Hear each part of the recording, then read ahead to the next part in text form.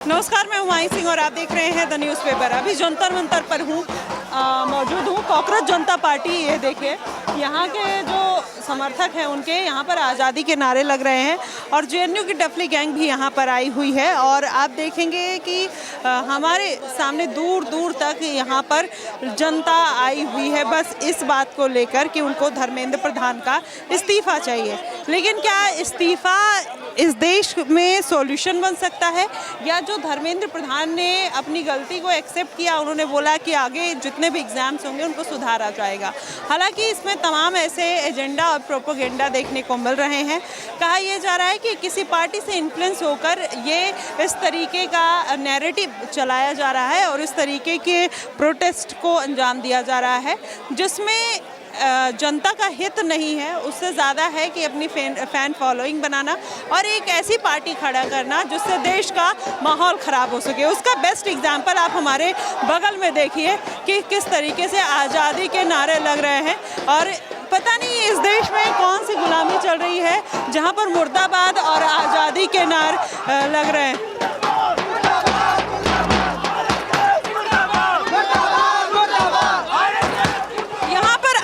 मुर्दाबाद के नारे लग रहे हैं, यहाँ पर बीजेपी के मुर्दाबाद के नारे लग रहे हैं।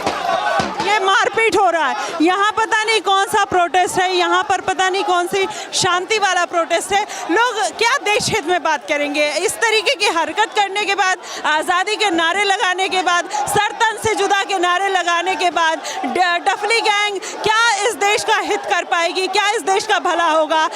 और क्या इस्तीफ़ा दे देने से सारी चीज़ें सही हो जाएंगी? सर, ये जो आज इस्तीफ़ा देने की बात कर रहे हैं, क्या इससे देश में सब कुछ सही हो जाएगा? और जो आज डफली गैंग सर तन से जुदा का नारा जो कभी लगाती थी, आज यहाँ पर गले फाड़ फाड़ कर ये बात कह रही है। क्या ये सब देश हित में है? नहीं, मुझे नहीं लगता है कि जब एक मुद्दा चल रहा है एजुकेशन के पीछे और आप इसमें जब आरएसएस और बाकी हिंदू और समाज और किसी चीज़ को लेकर आ रहे हैं, वो एब्सोल्युटली रॉन्ग है। मुद्दा अगर ये हम बात कर रहे हैं कि अगर इसको विदाउट अगर इस सब्जेक्ट के और बगैर धर्म के और बगैर मोदी बीजेपी और आरएसएस को लाने की बजाय अगर आप सिर्फ इस सब्जेक्ट के ऊपर करते हैं, मुझे लगता है कोई भी बुद्धिजीवी, कोई भी माँ बाप, कोई भी नई जनता जेनजी, वो सारे के सारे इसके समर्थन में है। लेकिन जब आप इसको आरएसएस को लेकर आ जाते हैं, जब आप धर्म को लेकर आते हैं, मनुवाद को लेकर आते हैं, मुझे लगता है ये डाइल्यूट करने का जो एक षड्यंत्र है वो हर इस किसी भी मुद्दे में भारत देश में कोई अच्छा मुद्दा भी अगर उठ रहा है तो उसको भी खत्म कर दे रहा है। सबके भेष में जयचंद, हमारे बीच में जयचंद बैठे हुए हैं कि ऐसे ऐसे मुद्दे लेकर आते हैं और बीच में घुस जाते हैं। और वहाँ पर आप देखिए मुर्दाबाद, बीजेपी, आरएसएस मुर्दाबाद, इस तरीके के नारे लगा रहे हैं। जो अपने आप को एक इंडिपेंडेंट बॉडी मानती है, उसके लिए जो अभी पक्ष में सरकार है, क्या इस तरीके की चीज़ें करना सही है और ये देश हित में है? नहीं, मैं इसके सख्त खिलाफ हूँ कि देश हित में ये भी नहीं है कि हम लोग जिस तरीके से हमारा एजुकेशन का सिस्टम इस समय पर चल रहा है, मैं सिर्फ उस मुद्दे के लिए, और मुझे लगता है कि मेजॉरिटी लोग यहाँ पर उस मुद्दे के लिए होने चाहिए थे। अगर तो हम बात कर रहे हैं कि कांग्रेस पार्टी और ये जो जहाँ पे बुद्धिजीवी खड़े हुए हैं, अगर उस मुद्दे के लिए आए हैं तो we are with them. But लेकिन ये जब बीच में आप आरएसएस और भगवान और हिंदू धर्म के बीच में बात करने लगते हैं तो हमें फिर वो वाली फीलिंग आती है कि क्या हम ये पीछे कोई षड्यंत्र है, कोई मिली जुगत है कि जिसको तरीके से आप सरकार को डगमगाना चाहते हैं आप लोगों को। तो इसलिए जो एक अच्छा मुद्दा होता है कि जिसके अंदर कि आप देख रहे हैं कि देश हित में, समाज हित में, जनता के हित में, आने वाली पीढ़ियों के हित में, वो भी डाइल्यूट हो जाता है। क्योंकि कुछ लोग सिर्फ ये नहीं देख रहे हैं कि वो नहीं चाह रहे हैं कि भाई कि देश हित में हो, वो सिर्फ चाह रहे हैं कोई षड्यंत्र कराया जाए। बिल्कुल, देखिए ये सरजिल उमाम और उमर खालिद को सपोर्ट करने वाले लोग आज देखिए आज़ादी का नारा लगा रहे हैं। आरएसएस से आज़ादी, बीजेपी से आज़ादी, ये कॉकरोचेस ये देश के हित में बात करेंगे। आरएसएस के मुर्दाबाद के नारे लगाकर ये देश हित में बात करेंगे। उस तरीके के घटिया सोच वाले लोग देखिए किस तरीके से यहाँ पर पनप रहे हैं और देश का माहौल किस तरीके से खराब करने की कोशिश कर रहे हैं। ये देखिए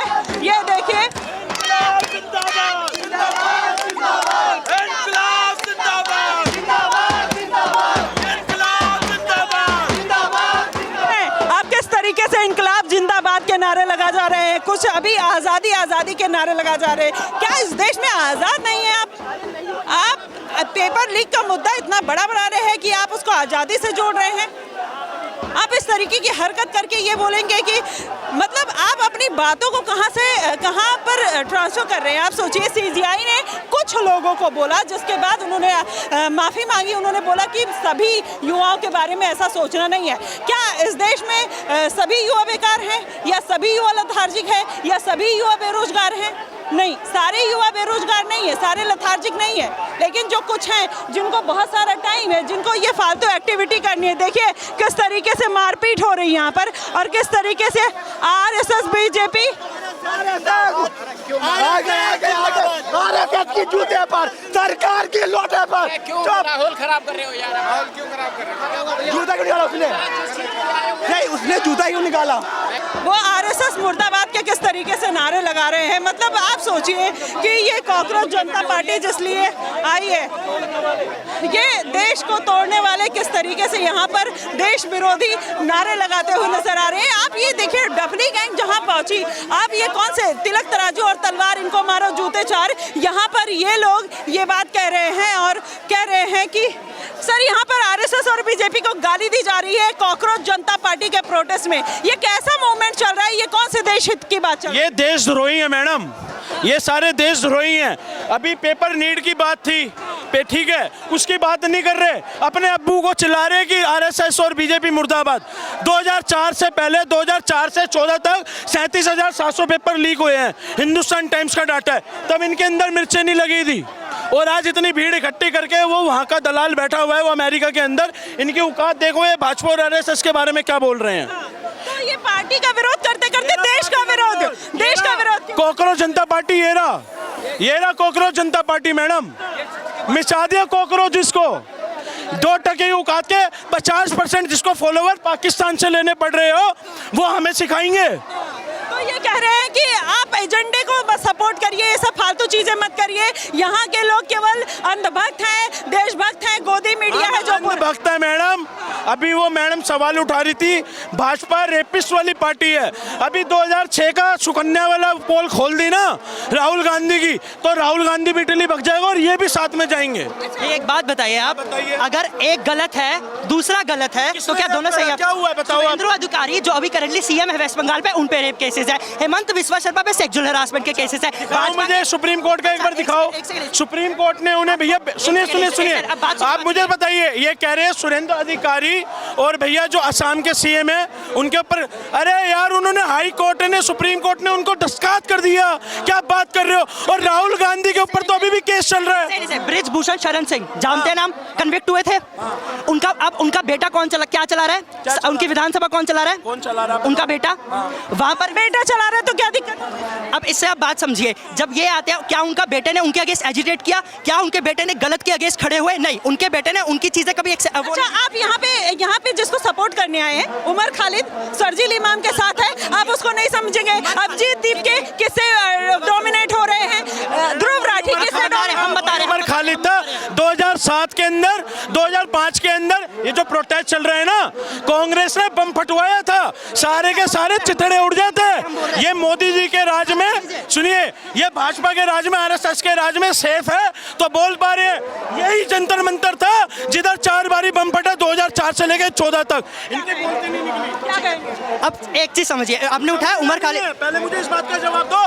2004 से लेकर 2014 तक 4 बारी बम फटा। की भी बात सुनिए। दो चीजें बोलूंगा 2004 से लेकर 14 तक बम फूटे, acceptance. Congress should be held accountable अगर उनकी गलती है। 2002 में गोधरा हुआ, किसको अकाउंटेबल ठहराया गया? हमारे यहाँ पे पहलगाम हुआ, किसको अकाउंटेबल ठहराया गया? तो एक सुनिए, 11 के अंदर जनेऊ पिना दिया था उसको, जनेऊ भी पिनाने वाले थे, ये बात कर रहे हैं।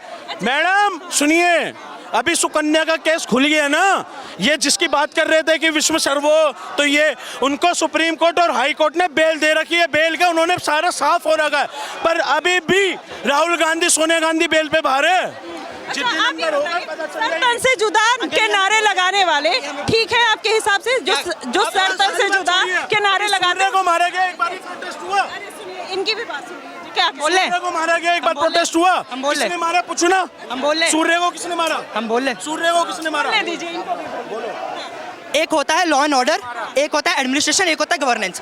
अगर कांग्रेस की सरकार में कोई एजिटेशन हुआ, कांग्रेस की सरकार ने कोई लैप्स किया है, आप राहुल गांधी, सोनिया गांधी जो है उनको अकाउंटेबल ठहराइए। मैं बोलता हूँ उन्हें जेल कीजिए। अब आरएसएस और बीजेपी मुर्दाबाद क्या हो रहा है? मैं यहाँ पे बोल रहा हूँ कि यहाँ पर किसी पॉलिटिकल यहाँ पर रिलीजियस कुछ नहीं होना चाहिए। बहुत सीधी सी बात, रिलीजियस कुछ नहीं होना चाहिए। ये क्या है? पीसफुल प्रोटेस्ट है। ये क्या है? कॉकरोच हैं आप? कॉकरोच जरूर है। आप क्या करते हैं? मैं जो है सोशियोलॉजी पढ़ता हूँ हिंदू कॉलेज दिल्ली यूनिवर्सिटी में। अच्छा, पढ़ते हैं तो आप कॉकरोच कैसे हो गए सर? हम इसलिए हैं क्योंकि हम भी उससे हो जाए। मेरा क्या हो गए? आप पढ़ रहे हैं, आप अच्छे से एजुकेशन ले रहे हैं। ये देखिए आरएसएस और बीजेपी के नारे। भारत माता की जय, भारत माता की जय, भारत माता की जय, भारत माता की जय, भारत जिंदाबाद, ये देखिए बीजेपी आरएसएस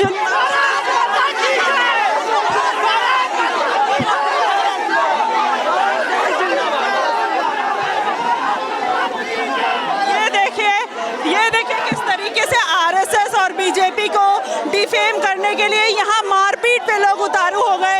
ये है कॉकरोच जनता पार्टी, और जो इस तरीके की हरकत कर रही है जहाँ पर बीजेपी आरएसएस के मुर्दाबाद के नारे लग रहे हैं, और किस तरीके से स्थिति यहाँ पर बेकाबू होते हुए नजर आ रही है, धक्का मुक्की होते हुए नजर आ रही है, और कि यहाँ पर किस तरीके से धक्का मुक्की दी जा रही है। एक मिनट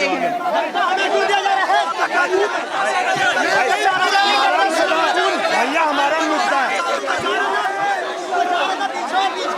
तो देखिए यहाँ पर ये है सच्चाई प्रोटेस्ट की, कि ये किस तरीके का प्रोटेस्ट किया जा रहा है, जहाँ पर इस तरीके की घटना अब देखने को मिल रही है। लोग यहाँ पर पता नहीं क्यों देश को सपोर्ट करने की बजाय इस तरीके की हरकत करने लगते हैं, और यहाँ पर एक पर्टिकुलर पार्टी के लिए इतनी नफरत भरी है, लोगों में इतनी नफरत भरी है कि आप इस तरीके के नारे पर उतारू हो जाएंगे, आप इस तरीके की घटनाएं करने लगेंगे, आप इस तरीके की एक्टिविटी करने लगेंगे। कहीं ना कहीं ये बात जो है वो बहुत बड़ा क्वेश्चन मार्क लगाता हुआ नजर आता है। देखिए किस तरीके से लोग आपस में लड़ते हुए, और यहाँ जिस तरीके से ये प्रोटेस्ट किया जा रहा है उससे ये कहा जा सकता है कि इसका क्या ही भविष्य होगा, और क्या ही ये लोग कॉकरोच और तिलचट्टे बनते हुए नजर आएंगे। ये देखिए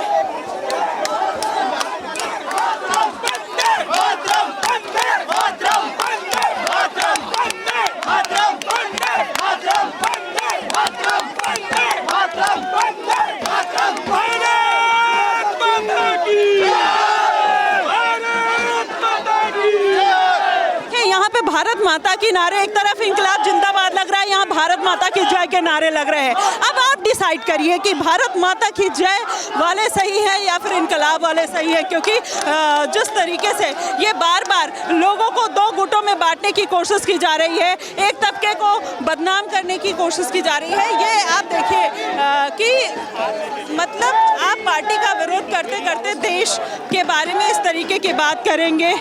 ये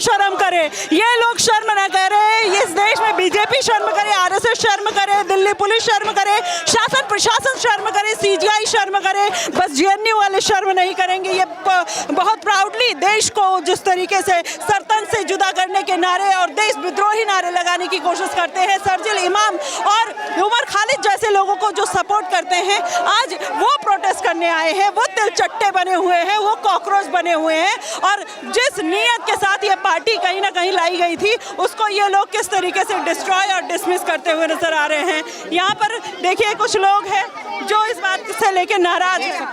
मैडम आरएसएस का और नीट के पेपर से क्या लेना देना है? ऐसे तो आम आदमी पार्टी, कांग्रेस, सबने किसी ने आवाज नहीं उठाई, तो सबकी मुर्दाबाद होनी चाहिए। ये भारत माता की जय नहीं बोलेंगे, लेकिन आरएसएस मुर्दाबाद बोलेंगे।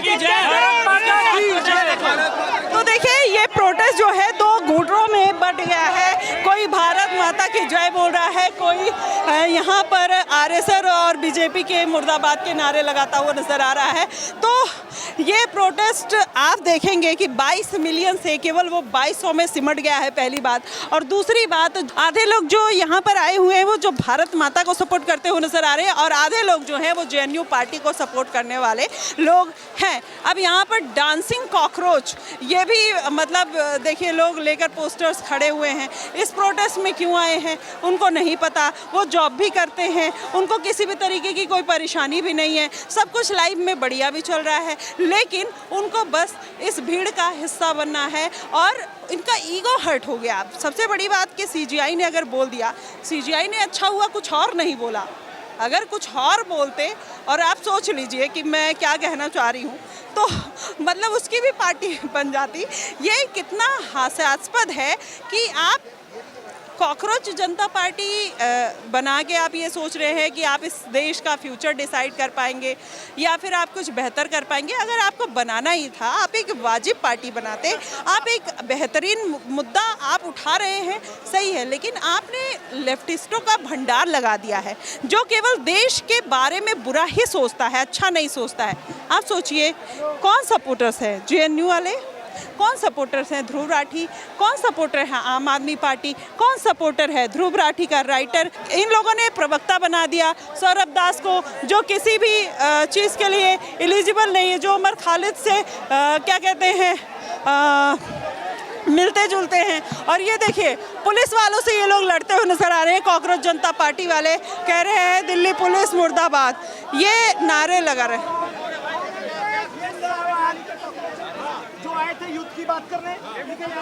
तो ये देखिए यूथ की बात करने आए थे ये लोग, लेकिन यूथ की बात नहीं हो रही है, बस यहाँ पे लड़ाई हो रही है, यहाँ पर देश विरोधी नारे लग रहे हैं।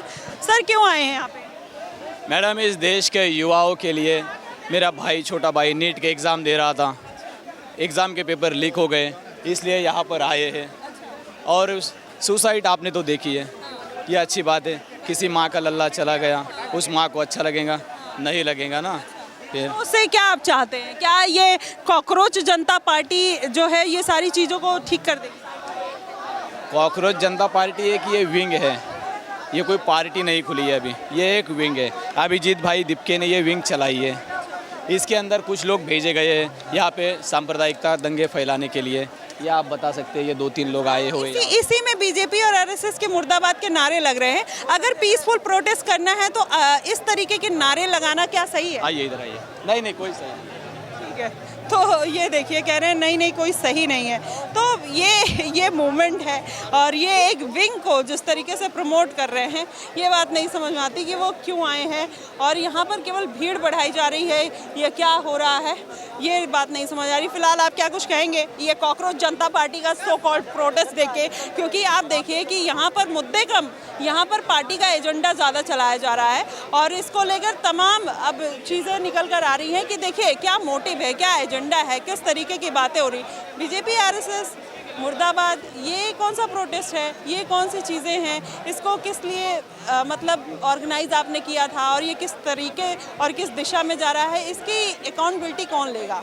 इतने युवा जिनको बरगलाया जा रहा है, मैनिपुलेट किया जा रहा है, वो किस दिशा में जाएंगे आने वाले दिनों में, ये देखना बेहद ज़रूरी होगा। फिलहाल आप क्या कुछ कहते हैं इस प्रोटेस्ट के बारे में और इन लोगों के इस हेटफुल स्पीचेस के बारे में? आप हमें ज़रूर बताइएगा। फिलहाल के लिए बस इतना ही। देश और दुनिया की तमाम खबरों के लिए हमारे साथ बने रहिएगा द न्यूज़पेपर पे। धन्यवाद।